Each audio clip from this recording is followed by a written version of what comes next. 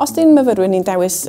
cwblhau pethau astudiaethau trwy gyfrwng y Gymraeg, tra bod nhw'n astudio meddygaeth, dwi'n meddwl bod hwn yn agor I llygyd nhw at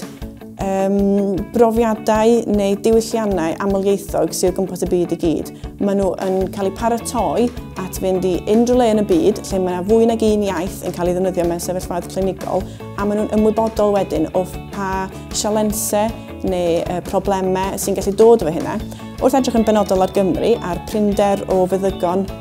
difrifol sydd yng Nghymru ar hyn o bryd, mae o'n paratoi meddygon ni I weithio mewn awyrgylch dwyieithog ac hefyd I weithio mewn awyrgylch mwy gwledig sydd yn berthnasol iawn I Gymru a'r fath o feddygon dyn ni eisiau cadw yma.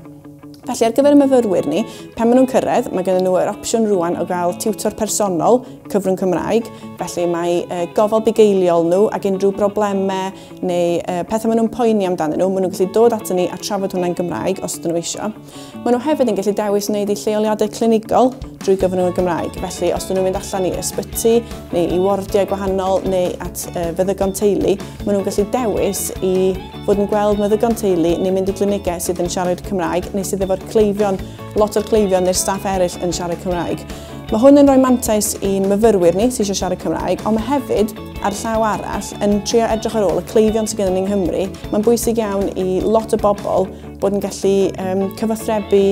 I problemau clinigol nhw drwy gyfrwng y Gymraeg er mwyn cael y gofal fwyaf effeithiol a gorau phosib.